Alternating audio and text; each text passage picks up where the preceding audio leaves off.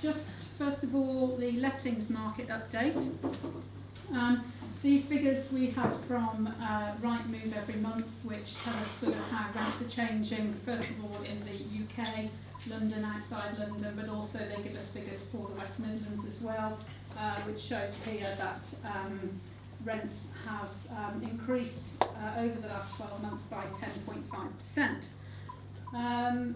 But just to give you some other figures, because obviously we can get data from different sources. So Rightmove said sort of 10.5%. The ONS, the Index of Private Housing Rental Prices, their figures are saying 3.4%, so that rents have increased over the last 12 months. Good Lord, who do our referencing and insurances, their figures are 8.4%. HomeLet, who are another large referencing company in the UK, their figures are 7.7%. And then according to our figures and the properties that we've been letting, the properties that we've been managing, show 4.5%. So make of that what you will. It's a bit of a mixture, somewhere anywhere between 3 and 10%. But it does really depend on sort of the demand in the area at the time, of course. But everything is showing that rents have obviously increased more in the last 12 months than they have probably in the last 5 years. So, legislation update. Done quite a few slides on this.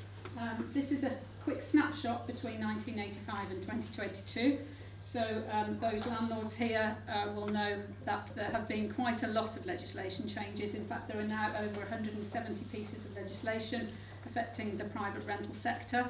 These are ones that, the main ones that we look at, obviously sort of going through Landlord and Tenant Acts.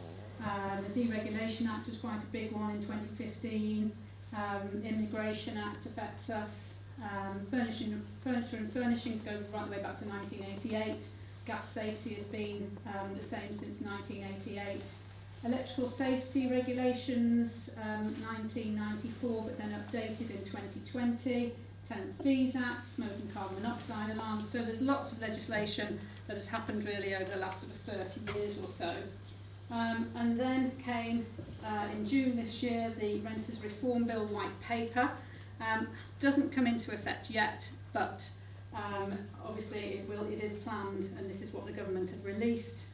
Started with the Queen's speech back in 2019, and then the white paper that came out this year. So what I've done here is a bit of a summary of what is coming really when it comes to the Renters Reform Bill. The intended outcome, as far as the government are telling us, it will mean increased security and more stability for tenants and landlords, safe and decent homes, an improved dispute resolution system, and better compliance and robust enforcement. So that is the plan. It's broken down into a 12-point action plan. First of all, the main thing is that they're going to abolish the Section 21 no-fault eviction process. So the Section 21 was first introduced with the 1988 Housing Act. So that will be wiped out, and they will introduce a single system of periodic tenancies. So there will be no more 6-month, 12-month, 2-year tenancies. They will just be periodic tenancies right from the beginning. And then they are going to reform the grounds for possession. So there will be new mandatory grounds for selling and moving into a property. Grounds for repeated serious arrears, which will be more robust. A ground for antisocial behaviour and rioting. Don't get many riots, but it will be there just in case. Holiday let ground will be abolished. Now I know we've dealt with a lot of holiday let cottages over the years, sort of renting them out of season. So and one of the grounds within the Housing Act 1988 was that you could actually get your property back if it was previously let as a holiday. So that ground will be abolished. So for those that do let holiday properties out of season, you've got to watch out for that one. And there will also be several specific new grounds as well to be released as the legislation becomes more defined. So they intend to work with the courts to target areas where there are unacceptable delays in court proceedings. They did initially say that there would be a new housing court, but now there's no new housing court. But they are announcing digitalisation of the possession process.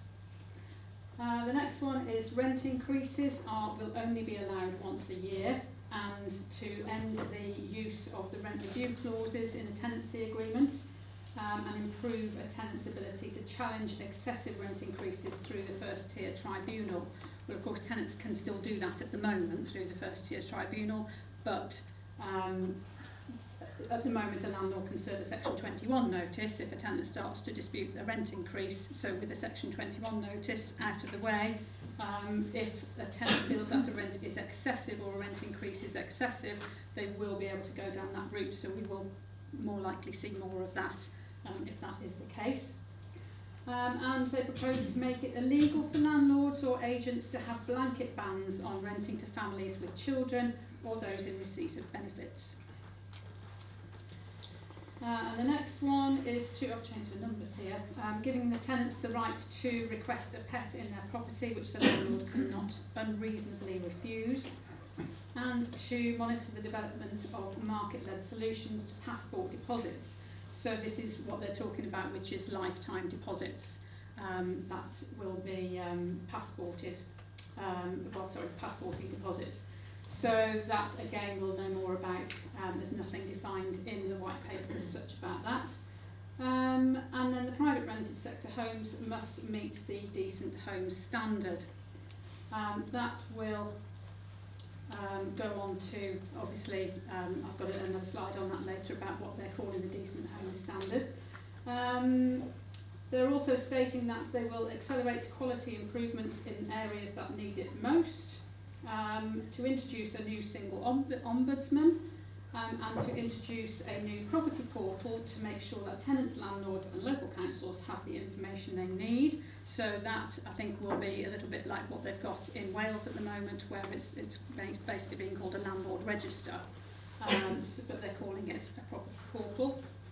And lastly, to strengthen local councils' enforcement powers and the ability to crack down on criminal landlords. So at the moment, obviously, the resources within local councils are very low. So although councils do have the right to enforce any sort of landlords that are not complying, it doesn't happen very often because of the resources that they've got. So that's what they're proposing, to make sure that they do have the resources to do that. And just going back to the Decent Home Standard, just a little note here that the 21% of the private rented sector is classified as non-decent according to the council and the information they have gained. And the government pledged to invest £20 million on improving the housing standards by 2030, so that is very positive. But to be decent, it must be free from serious hazards, must be warm and dry, have adequate noise insulation, adequate kitchens and bathrooms. How they're going to measure that, we don't yet know, and be clean and have usable facilities. So that's very positive. So how are they going to implement this, and when are they going to implement this? Well, the white paper has come out in June. That has taken 3 years to draft. The bill is currently going through Parliament. When we originally had this information, they said autumn at the earliest. Well, we're already midway through autumn, and with everything that's going on at the moment, we'll probably wait a few more weeks or so to hear anything more. Then it will need to receive royal assent, and the expected earliest date will probably be, most likely be, April or October 2024. So that's when we're expecting this new legislation to come into effect. It will be phased in 2 stages, so it will be all new tenancies to start with on the first implementation date, and then all existing tenancies most likely maybe 12 months after that. The industry will be given at least 6 months notice beforehand. And like we said, at least 12 months between the first and the second dates. Moving on to smoke and carbon monoxide alarm amendment regulations 2022. Those landlords who have already got properties, hopefully you've all got your smoke and carbon monoxide alarms installed in place. The original regulations came out in 2015. The new regulations came into effect on the 1st of October, so landlords must now ensure that the carbon monoxide alarm is in any room used as living accommodation which contains a fixed combustion appliance. So that beforehand it was any solid fuel appliance, so it only related to properties with open fires, wood burners and things like that, but now it's all gas appliances, oil, LPG and anything gas fires, but it excludes gas cookers. Landlords must also ensure that all smoke and carbon monoxide alarms are tested and working on the first day of each tenancy. So what we're making sure we're doing now is, even though we're testing the smoke alarms when we do an inventory on the managed properties that we let, we're needing to go back in on day one of the tenancy to make sure that we're compliant with the legislation to test the smoke alarms on day one. And landlords must also ensure that smoke alarms and carbon monoxide alarms are repaired or replaced once informed by the tenant and found that they are faulty. So the tenant's responsibility is still to change the batteries throughout the tenancy, but if they are reported as faulty, then it is the landlord's responsibility to amend that smoke or carbon monoxide alarm.